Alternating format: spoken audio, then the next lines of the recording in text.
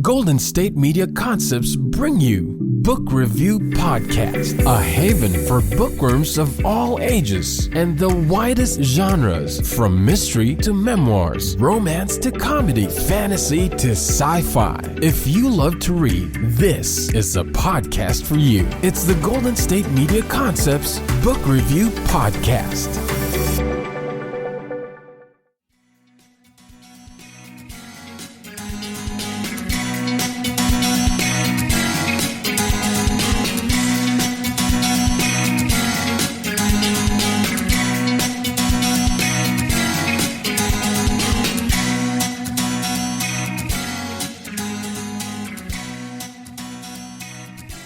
Hello and welcome to the GSMC Book Review Podcast, brought to you by the GSMC Podcast Network.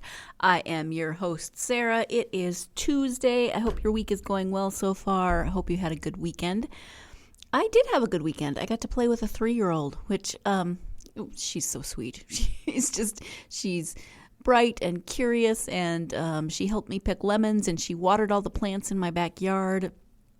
I found I dug out some books for her to look at, and she's just sweet. And I and my husband have not seen her and her parents since before COVID. So she was not even walking. I don't think she was a year old the last time we saw her, and she wasn't yet walking. And now she's just this whole little person, and it was a lot of fun. So that was the highlight of my weekend. Otherwise, the weekend just involved, the usual packing, sorting, storing, moving. It's never going to end. It is never going to end. It's not the visa process that's going to hold us up from moving. It is the fact that it's like the miracle of Hanukkah, where the oil didn't run out for all of those nights. But it's not a miracle, and it's not a good thing. Our stuff is just, it's never ending. I think we live in a black hole. No, not a black hole. There's some magical word for it that I don't know, but where, nature does abhor a vacuum, right? So maybe it's just filling in every time I empty out a space. Anyway, it's really not that bad. It's just at that point in the moving process where I feel like it will never, ever, ever end. So instead of worrying about that, let's talk about books. And let's talk about actually short stories today, because I'm speaking with author Louise Marburg, who is a writer of short stories. She has a new collection out called No Diving Allowed. She has another collection coming out later this year. And so we're going to talk about some of her short stories. Let me go ahead and give you the description from the back of the book, No Diving Allowed by Louise Marburg. The 14 stories that comprise No Diving Allowed fearlessly plunge the depths of the human condition as award-winning author Louise Marburg freights her narrative with the unfathomable pressure of what lies beneath. Siblings, friends, parents, couples, children. The characters in these stories ask how much any of us can bear before we break. As readers of these pages will learn, the difference between swimming and drowning is often nothing more than the will to live.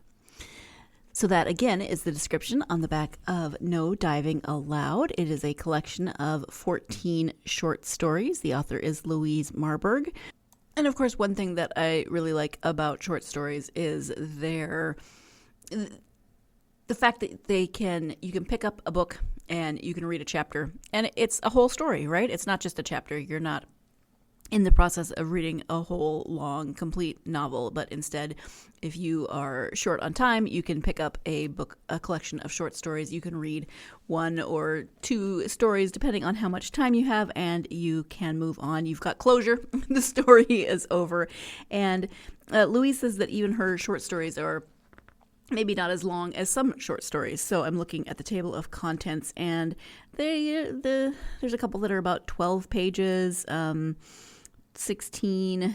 This one's only 9. I mean, so these really are accessible and easy to read if you are a fan of short stories. And Louise is going to talk more about what went into the collection and any connections between the stories in the collection. So let's go ahead and turn to the interview with Louise Marburg. Hi, Louise. Welcome to the podcast. Hi, Sarah. Thanks for having me. I am happy to have you here. We are going to be talking about your new new collection of short stories called No Diving Allowed.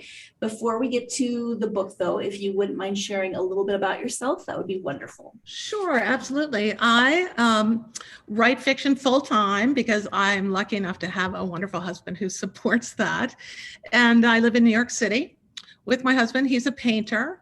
I'm originally from Baltimore, Maryland, as is he. So we have a lot in common. And I got my degree in creative writing from Columbia University in New York. So I've really lived here all of my adult life. Fun. And do you live in New York City? So you're like, Yep. I live in Soho, and I live in a loft in Soho, which is a kind of a thing that goes on here. It's like a huge room. We actually do have a bedroom and a bathroom, but most of the apartment is just one big room, and my husband paints at one end of it and I write at the other end. And we have worked in the same big room together for, I don't know, years and years. So fun. Yeah. I like it. Well, as I mentioned, this is a collection of short stories. So can you give kind of an overview of the collection? Sure. The collection is called No Diving Allowed, and that is the title of the title story. Each story contains a swimming pool. And the swimming pool in most of them is kind of a metaphor for what's going on in the story, and they are more, to greater and lesser degrees, characters in themselves. I mean, sometimes the swimming pool is relatively unimportant in the great scheme of things, and sometimes it's the center of it. So and I just there's 12 stories, and that was the link. They are otherwise completely different, totally unlinked, and it was really fun writing that with that link, writing the stories. Did you start with that idea of, I would like to write a series of stories that all feature a swimming pool, or did that kind of just happen and you were like, hey, these have swimming pools in them? Yeah, I wrote a few stories and I realized that they had swimming pools in them, and I thought that's really interesting. I've always loved the water and swimming pools in the ocean, and so it's not strange that I would have a swimming pool in a story. But I realized I had these stories, and I thought that's really interesting. What can I do with that? And I was with a mentor of mine who's now sadly passed, and I said, Lee, I have these stories and they all have swimming pools. What should I do? And he said, do a collection. And I have the title, No Diving Allowed, which I thought was the best title. But I said, usually, if not always, short story collections are titled. One of the stories is the title of the collection. So I said, well, Lee, I haven't written a story called No Diving Allowed. So, we'll see how that goes, but fine. I'm going to write more stories with swimming pools in them. So I don't know how long later, a couple of months later, I was sitting there writing a story, the title story, and suddenly, and this happens in fiction, you are suddenly surprised by something that happens. A lifeguard appeared and screamed, No Diving Allowed, as a lifeguard would do. And I thought, oh my God, I have, this is the title story. I can use the title. So it was really a moment of fun. Yeah, I love that. And I love when authors talk about how characters just kind of appear, or story ideas just kind of appear. On the one hand, it sounds a little scary almost. People just pop into your head and scream, no diving. Yeah, I know, right? Well, also it's scary. That's fun. And I'm really grateful when that happens, because what's scary is keeping yourself in a state where you accept that, where that can happen. So you're not, as I write, I think, don't drive this story. Don't drive it. If I drive it in the ground. Don't control this. Just see where the story's going. I'm writing, see what I've written, think, what do the characters want to do? And to do that, you really have to have a certain amount of relaxation, focus plus relaxation. It's a balance. It's a fine balance. Yeah, I bet. Yeah. Are there a couple of stories in particular that you would want to highlight from the collection? Well, gosh, I think my favorite. Well, I love the first one, which is called Identical, which is about twins who hate each other, identical twins who hate each other, and end up in a pool trying to drown each other, and realize that if one drowns the other one, that they'll either be stuck in hell or heaven together, or they'll never see each other again. So it's and they are just, I think they're hilarious. And I was very, I thought it was really fun to write that story. Another favorite of mine is No Diving Allowed, that story, because of the connection with my mentor, who by the way was Lee Abbott, a very, very gifted short story writer. So I love that one. There's one called The Bottom of the Deep End that's very sad. And I think it's the only story that's just completely sad. I usually inject humor into my stories because I am a humorous person and I like to laugh, and I usually see the funny side of everything. And this story, The Bottom of the Deep End, is quite sad. So, and hard. And I like it for that reason. It's just different. It's a different one for the collection. I like that in your story, Identical, the twins are named Harry and Barry, which is just it's kind of horrible. I know. Aren't they awful, those twins? They are awful. They deserve those names. I know. It really is so funny. What do you think about short stories draws you to writing in, because it has to be very different than writing a full-length novel. So what do you think draws you to writing short stories?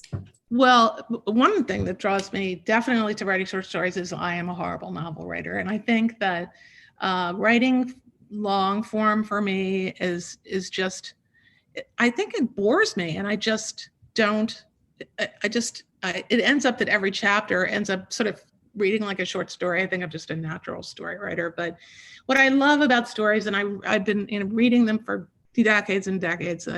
I just, they're my favorite thing to read, but my favorite genre.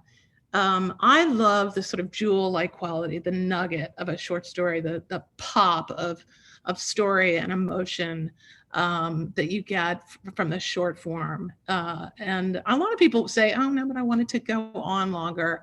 I don't really feel that way. And people have said to me, what happens after the end? As if I know. I don't know. I never know. And it just, to me, it's that very concentrated space and time. And I like that a lot. I like being in there, and I like getting to know those characters for a short period of time. I think, so I can't remember what author said this. I think it's Lori Moore who said, a novel is like a marriage, a short story is like an affair. And I think that's really, really true. Time for our first break of the podcast. When we come back, Louise will be speaking more about where her short story ideas come from. So stay tuned. You're listening to the GSMC Book Review Podcast, and I will be right back. The GSMC Life and Happiness Podcast takes you on a journey of exploration. We'll discuss tried and true methods alongside the latest trends of how to best live your life to its fullest and happiest. From psychology to meditation, science to self-help books, the GSMC Life and Happiness Podcast will help you to discover what makes you happy and how you can live life being the best you possible. Download the GSMC Life and Happiness Podcast on iTunes, Stitcher, SoundCloud, Google Play, or anywhere you find podcasts. Just type GSMC in the search bar.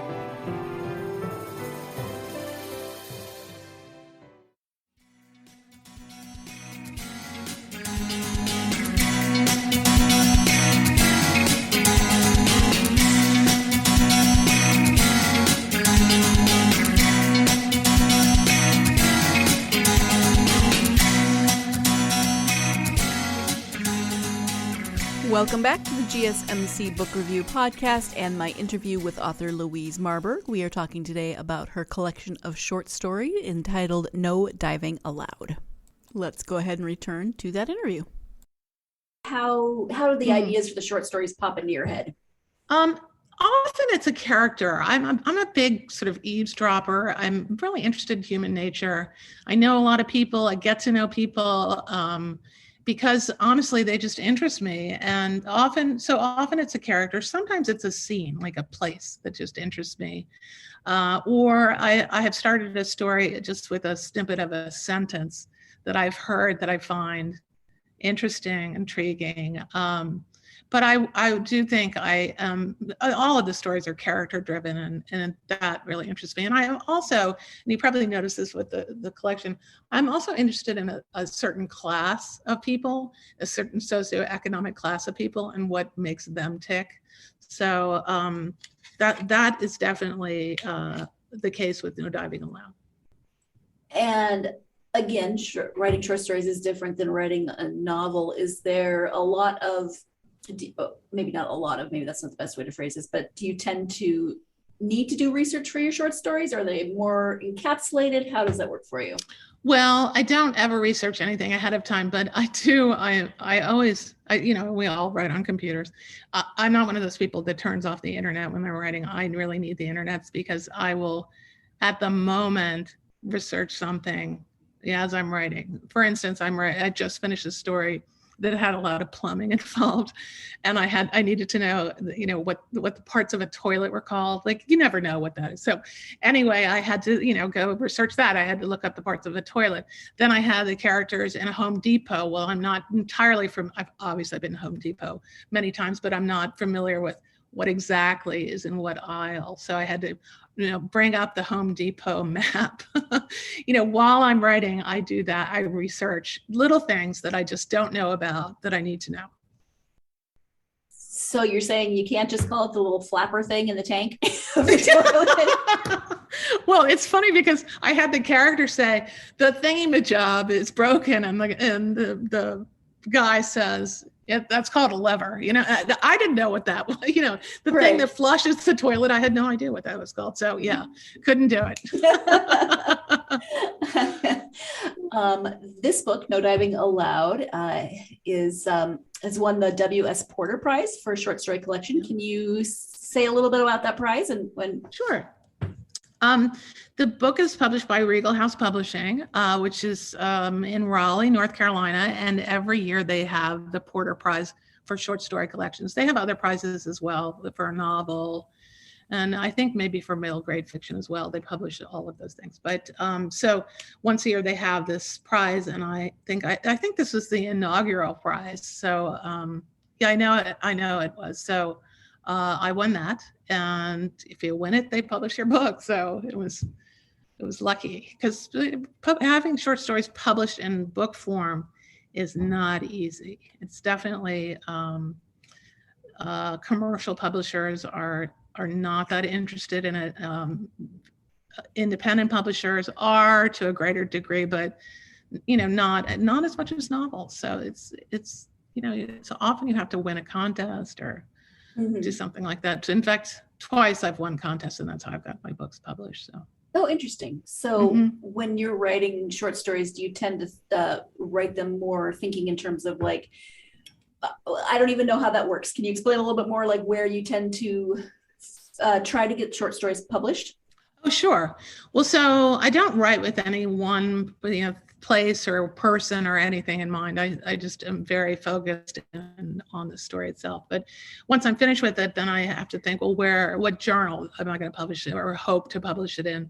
And there are many, many, many literary journals of all stripe, and I have been published in many, and so I'm familiar with a lot of them, and I know, which journal would be more interested or less interested in my style or the kind of story I'm writing. So I submit to journals, and they either publish them or don't publish them. I've been lucky in that way too. I have a lot of published stories in journals, and then only once you've compiled 14 or so 12, 14, 16 stories do you really have enough for a collection.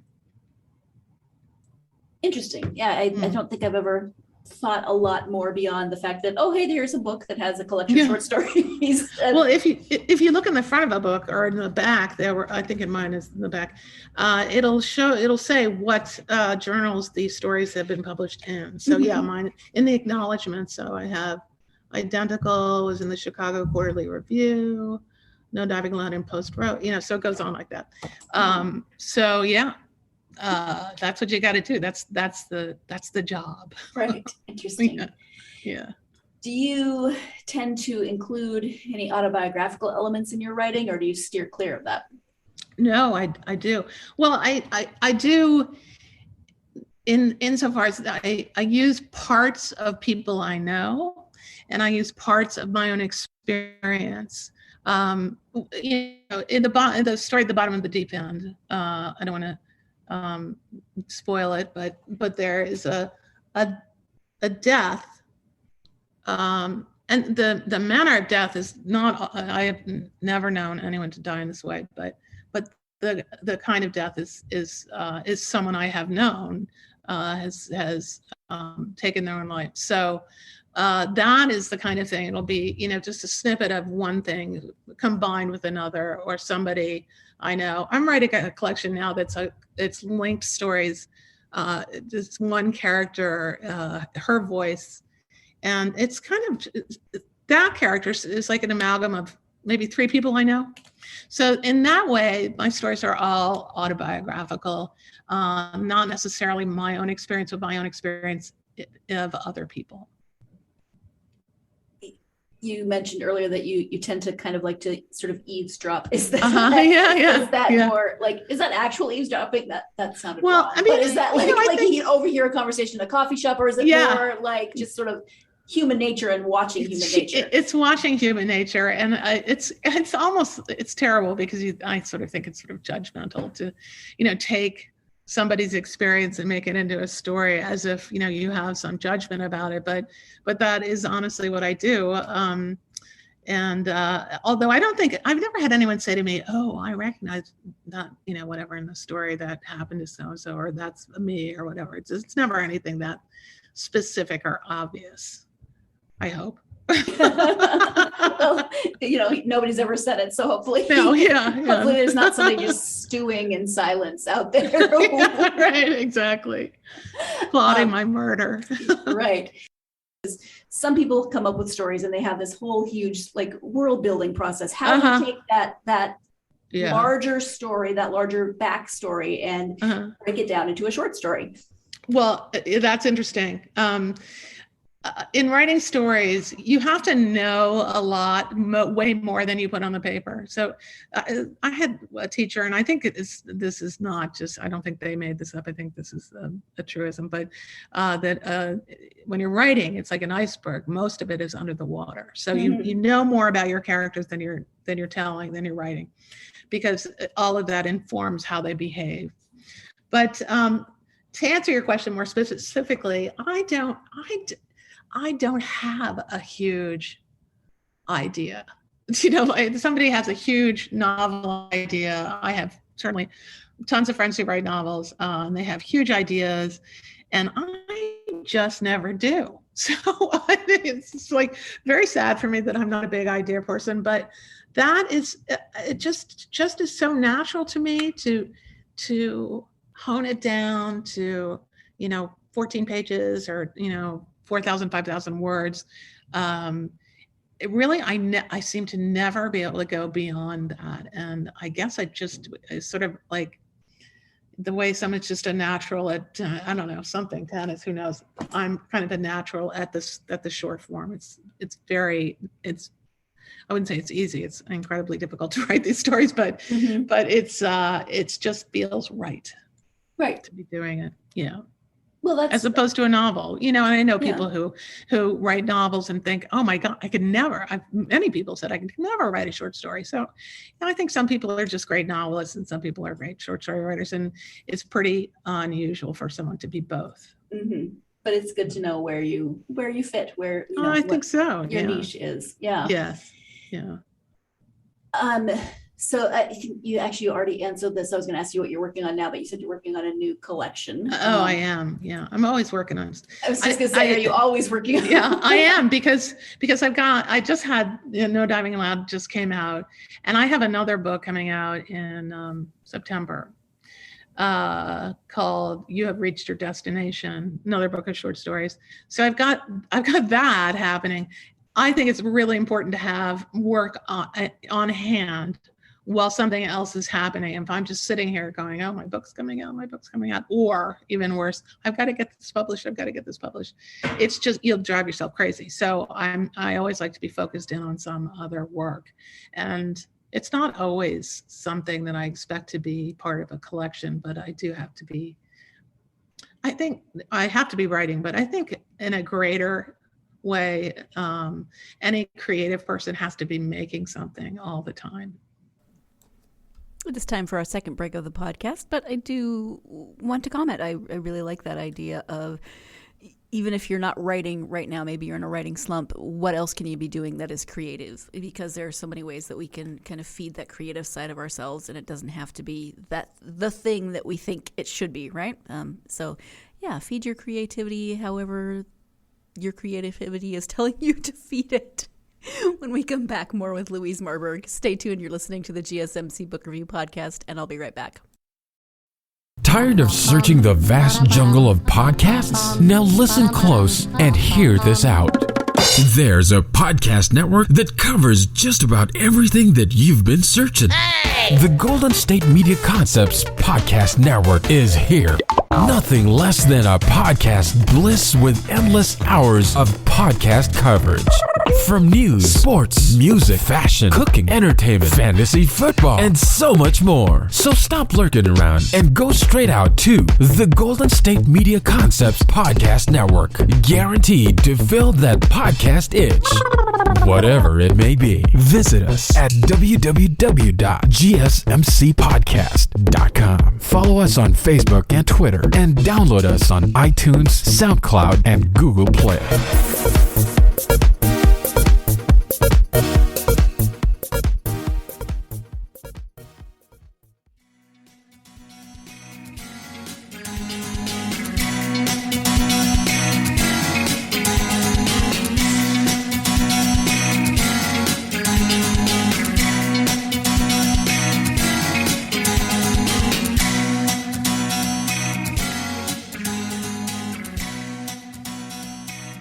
Welcome back to the GSMC Book Review Podcast. As you know, I'm speaking with author Louise Marburg. We are talking about short stories in general, but also the short stories included in her new collection, No Diving Allowed.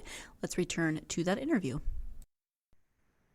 And this is kind of a silly question, but I'm always fascinated with authors who are, especially traditionally published authors, because they tend to be working on one thing, maybe writing a draft, editing another book, talking about another book that came out a while ago. Yeah. Keeping it's exactly what I'm doing now. I'm editing, I'm publishing, and I'm writing. So yeah, I am in the middle of it all. Is it harder, do you think, to talk about books? Like you've got this one that's already out, the one that's coming out in September. They're short stories, which means you have even more characters to keep track of, even more stories to keep track of. Does it ever become confusing as to what you're talking about? Yes. In fact, between No Diving Allowed and You've Reached Your Destination, I could not really remember which story was in which, or even like in acknowledgments, who to thank for which help in which book. Do you know what I mean? So I had one of the things that you do when you have a collection is arranging the stories in order is a big thing that I cannot do. So I always ask somebody else to do it for me. And my cousin, who's the theater director, organized the stories for me in No Diving Allowed. My great friend, Jill McCorkle, who's a wonderful author, organized the stories for me in my next book, but I couldn't remember who did which. And I finally went, oh my God, I put the wrong person in the acknowledgements, change that. So yeah, so it does, right now it's confusing because rarely do you have two books come out in the same year, but so exciting, but a lot of things to keep track of. Yeah, it really totally is. Yeah. And then, was writing something you always wanted to do, or how did you decide to write for potential publication? Well, I have always been a creative person. I began as a visual artist. So growing up, was always drawing and painting, and big reader. I love to read. Always since I was a kid, I remember really wanting to learn how to read even that early. I remember the first book I read, but I was a visual artist, and I went to art school for graphic design and design in general, and graduated from that and became a graphic designer and art director in New York for publications, for magazines. So, and I did that for a good long time before I decided to change. And then I went to, I'd been, thinking about writing and really wanting to do that. And I thought sort of, if I don't do this, if I don't take this chance on myself, I'll always wonder. So I'm just going to do it, and we'll see, for better or worse. And I went to Columbia for my MFA in creative writing, and that was it. I stopped being a visual artist pretty much. I take photographs a lot, but and then I just went on to writing, and I always wanted to write short stories. Even before I wrote them, I remember picking up a collection by Alice Munro. Are you familiar with her work at all? I am. Yeah. So she's, the great Alice Munro. She's so famous and such a great writer. And I read her stories, and I had read like Updike and Hemingway and Fitzgerald. I'd read a lot of stories before, but Alice Munro was really the author that made me think, yes, this is what I want to do. So I was doing that in school, and my advisor said, no, you have to write a novel. No, you're really a novelist. And I thought, well, it's not really what I want to do, but okay. Oh, that's interesting. Yeah. Well, that's the thing that everybody wants to do is, the novel, and then it becomes a movie or whatever, get famous. I don't really care about any of that, but obviously, or else I wouldn't be doing this. But so I have written a couple of novels, and they were so bad. It's really astonishing. I'd be mortified if anyone read them. So, everybody wants a novel, but not me. It's just interesting to put that on somebody else, like, oh, you loved writing short stories. No, that's wrong. Yeah, that's wrong. Well, I think I was, you always try to write, like, emulate whoever it is that you're admiring. And I think at that point I had been trying to write like Alice Munro, and she writes very long stories. So I would write a 35-page story. And I think that the professor thought, oh, well, she's long-winded, so she needs to write a novel. You mentioned that you and your husband work at different ends of your space, but are you ever inspired by anything he paints, or vice versa? Does he paint anything that you write, or the other way around? Well, he's an abstract painter. So in I think in the way you're speaking of, no, I'm not inspired, but he inspires me so much because of this. So the thing that he's taught me more than anything is patience. And that is, in any creative art, the most important thing is to give it your patience, and give yourself patience to grow. So, and that's how he has always been, not patient, not impatient, and also not really caring where or what happens to the product. It's all about making the thing rather than, the end product. And so he has inspired me in that way, and I think made me a much better artist. Nice. Thank you for that. Yeah. From your own experience, then, do you have advice for aspiring authors, especially authors who may want to write short stories? Yeah, I do. My advice to all authors, short stories or no, is to read a lot and to read everything you can, and particularly read what you want to write. But I think a lot of writers are not as much readers as they should be. I've noticed that a lot, and I think it's really the best way to learn how to write is to read.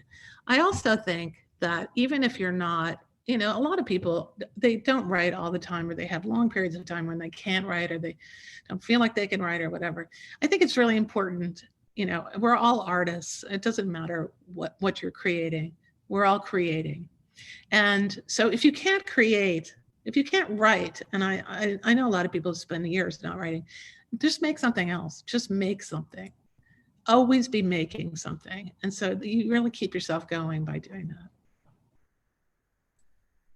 And then when you take the time to read for yourself, do you gravitate towards short stories, or what are your go-to genres and authors?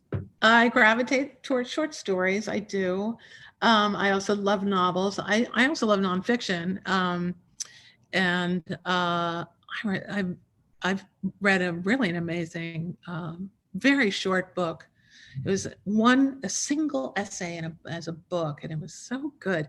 So I think nonfiction is also incredibly interesting. Even if it's creative nonfiction or even journalism, I read a lot of that as well. So yeah, I my genre is always literary. If it's fiction, literary fiction. Although I tried to read a murder mystery the other day or last week or whatever. I thought, everything's just so scary and awful right now. I'm gonna read a murder. I'm gonna have an escapist moment. And I thought, this is so boring. I thought, who cares who killed her? It's just like, I don't know. I just didn't. In the end, I really don't care who killed the old lady with an arrow. I just don't. So I stopped reading it. I really do. And I also read a lot of literary journals. One of my favorite journals is Story magazine, which I was reading last night. Their new issue just came out. And you can read a lot of great writing in literary journals if you're interested in that kind of thing. And I think, writers who write stories know all about that. But, I think even people who don't write could be potentially interested in literary journals. Mm-hmm. Do you have any specifics that you might recommend for people who don't read literary journals and might want to? Well, as I said, I love Story magazine. I like One Story, which is, this is a cool journal. Every time it comes out, it's one story in a little booklet. All writers want to have a one story because it's so cool. So you get in the mail a little booklet. It's just one story, which is really fun. And I won't say they're all really good because it's spotty, but it's a fun idea. I like One Story. What else do I love? Narrative is also narrative is a great source because you can just go online. It's an online journal. Most of what they have on their webpage, on their homepage, is available to read without paying anything. And then they also have an archive of everything they've ever published. And that's like a ton of really well-known authors. So you can go back really far and read all sorts of great short stories. And also novel excerpts and all of that. So that's a really fun thing. Mm-hmm. A lot of these journals have gone online, so you don't have to go seek them out at the bookstore, which they probably aren't even there anyway. So right. Yeah. So right. Well, that was changing, and then COVID happened, so it's really changed. Yeah, it's really changed. Yeah. Now, actually, COVID's horrible, but one of the positive things that's been Zoom readings. If somebody has a book come out, they no longer read in the bookstore, they read online. And so everybody can, I had a friend have a book come out. I think I went to every Zoom reading she had. Mm-hmm. And it was a conversation and a reading, and it was really interesting. And so now it's just like everybody can see these authors reading and in conversation with another author. And that's been a really positive thing. And I imagine authors can now go, you might not be able to, you live in New York, you can't just fly across the country to go to San Diego all the time. No. But you can do a Zoom meeting with a bookstore in San Diego. Yes, exactly. And I have done Zoom, I was going to do in-person reading and conversations, but that went by the wayside in October. I'm not sure why, because it really got much worse. When did it get really bad? December. Which time? Anyway, yeah, I know, really. Oh my God. But anyway, I did a Zoom conversation with a great writer, friend of mine in North Carolina, and it was hilarious. It was so much fun. And because it's on Zoom, you only have to wear the top of your clothing. And I was wearing sweatpants. Yep. I was wearing sweatpants and a really great shirt. It was really, and so I was totally comfortable and it was fine. And there was no audience, which was interesting. Then subsequently, I went to Charlottesville, Virginia, and did an in-person reading and conversation, and it's a totally different vibe. And it was an audience from Charlottesville, and it was not being Zoom broadcast or anything like that. And it was very different because it was less.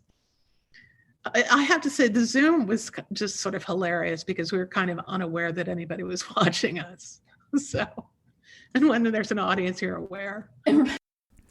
And time for our final break of the podcast, but stick around. When we come back, I will be awkwardly trying to put thoughts into words, even more awkward than usual. So stay tuned. You're listening to the GSMC Book Review Podcast, and I'll be right back.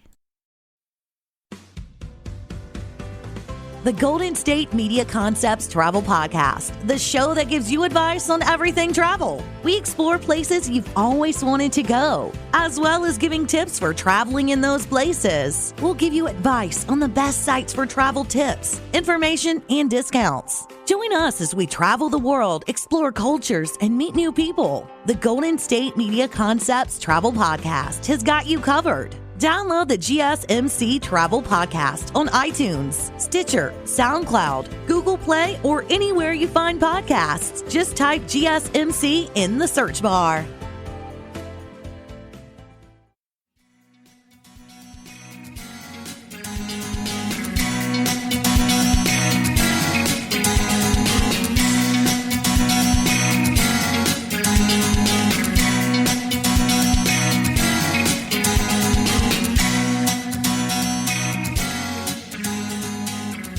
Welcome back to the GSMC Book Review Podcast and the conclusion of my interview with author Louise Marburg. I laugh because there's a new sort of, I don't know if genre is the right word, but this whole sort of like kind of like a Pinterest board about what the area around a Zoom frame actually looks like, like how people set up their space so it looks really professional, but then you've got all the toys on the floor from the kid. Right. Exactly. You're it's wearing so funny. sweatpants and you're exactly. Disney You've got a cowlick. Right? Yeah. It's really just funny. Interesting time we live in. It is. It's very different. Yeah. I never thought I'd see the day, but here we are. Right. Well, I'm sure it's fodder for writing. Yeah, I guess so. In I some haven't way. yet written anything about the pandemic. It's too soon, but I mean, I'm sure it's there totally somewhere. Too soon. Yeah, maybe in a few years. Hopefully we will not be wearing masks in a few years, but I don't know. I'm actually going to a public school to teach one of my stories. I don't know, in a couple of weeks. And I just thought, well, if I'm going to get it, that's where I'm going to get it. Yeah, very, very possibly. That actually sounds interesting. What ages will you be working with? It's an arts high school in Brooklyn. And so it's, freshmen to seniors. And I'm spending the whole day going from creative writing class to creative writing class, talking about one story that they have all read. And, talking about the story and also talking about what it is to be a writer, what it's like for those kids who are interested in doing that. So, and I think it's going to be really fun. I'm excited. I hope it doesn't get canceled. Oh yeah, it sounds really fun. Don't lick anything while you're there. No, I know. Keep that N95 glued to my face. Right. Yeah. How about internet presence? Do you have a website? What social media platforms are you on? Well, I have a website. It's louisemarburg.com. And I haven't looked at it recently, but I do list the stories I've written in what journals they can be found in if people wanted to do that. And some of them are online, so that's fun. And then, there's information about the books. I have another book called The Truth About Me, which is also a collection. And then this book, No Diving Allowed. And the next book has yet to have a cover, so it's not in there. But so that's, relatively fun. And then I'm on Facebook and Instagram. And I love Facebook because people say, oh, I got to get off Facebook. I hate Facebook. And I think, why? It's just like really fun. It's good news, pictures of people's dogs and food and flowers and, Wordle now. Have you been doing this Wordle thing? I have not, but I keep seeing it. I don't even know what it is. I checked it out this morning, and it's a word game where you write a word and then it tells you what letters from that word exist in the word that they are thinking. The Wordle game is the word for the Wordle game, and then you keep guessing. I think you have 5 guesses to get the word. And on Facebook, everybody's posting their little, as their little grids showing how quickly they got it that day, which of course today it took me all 5 times to get it, but it's really, fun. I think Facebook is hilarious. I think it's really fun. So I post a lot about what I'm doing, my books and what stories are coming out in journals and things like that. And then, Instagram's just, I do a lot of pictures and stuff like that. My husband, the painter, posts, I think practically every day he posts one of his paintings. So that's fun too. I think I don't find any negative things about that. I don't like Twitter that much because it's a little snarky, but so I don't really go on Twitter, but Instagram and Facebook I think are fun. And I have 2 French Bulldogs. I'm a French Bulldog fan, so I'm a member of like 5 French Bulldog groups. Yeah. So. Well, it is interesting to hear people's different opinions on what social media platforms they like and why. And, I think they all have pros and cons. It just depends on what you're using them for and how you're using them. Yeah. No, some people love Twitter, and I know a lot of authors go on there and really use it to their advantage. But I don't think I'm smart enough to go on Twitter. They're so witty. Oh my God, I have nothing to say. I feel like Twitter should be your best place because you write short stories, so the character limit is good for you. I think I have something like 12 followers though. So who cares? Nobody cares. Those 12 people care. Yeah, that's true. Perhaps they do. Perhaps. Right. Yeah. Perhaps. Well, Louise, we've talked about a variety of different things today. We have. Is there anything that we haven't covered that you were hoping to highlight? Gosh. Well, stay tuned for my new book, You Have Reached Your Destination, which is coming out with Eastover Press in, I guess, mid-September. We don't have the date yet. And what else? Oh, I don't know. Just read my books. My former book it's called The Truth About Me. WTAW Press published it. And I have just noticed that Amazon is out of it. So, I just don't know what to do about that. Maybe it's like out of print. I don't know. But anyway, you can get it. It's available on the WTAW website. But so those are my books. And no, I think we've really covered it. This has been so much fun. It has been fun. I want to thank you so much for taking the time out of your day to talk to me about short stories and, put up with all my random questions about not understanding how short stories get published. They're totally great random questions. And Okay. It's really been a pleasure. Thank you once again to Louise for joining me for a fun conversation. Okay, I have to admit that in the beginning of the interview, when she was giving, a little bit about herself, and she talked about her apartment in Soho, this loft that she and her husband have, creative spaces each on one end of the apartment. This is so far out of my own personal experience, right? Living in New York City, being an artist, married to an artist, etc. I just kind of turned it into a movie montage in my head, and I realized that everybody's life, from the outside can be romanticized, and I was totally projecting and totally romanticizing. But Louise, your life sounds delightful and very different from anything that I have ever done. So anyway, that's just sometimes what's going through my head as I am interviewing people and listening to them describe their lives. Sometimes they just their lives turn into a movie, maybe a movie montage, maybe a whole movie, maybe a short story. I don't know. But thank you, Louise, for joining me on this episode of the podcast to talk about No Diving Allowed. If you are a fan of short stories, of course, you should definitely go check out this collection, as well as her first published collection and the collection that's coming out in September. So that, of course, you can find all of that information on her website if you want to know more information. But thank you to Louise, and thank you to you for joining me as always. I hope that you will join me for the next interview when I will be speaking with author Annette Palmer about her book Trees, God's Hint to Humanity, ? So looking forward to speaking with Annette about that book and then sharing the interview with you. If you are a fan of this podcast, of course, as always, please do follow us on social media, Facebook, Twitter, Instagram, and TikTok.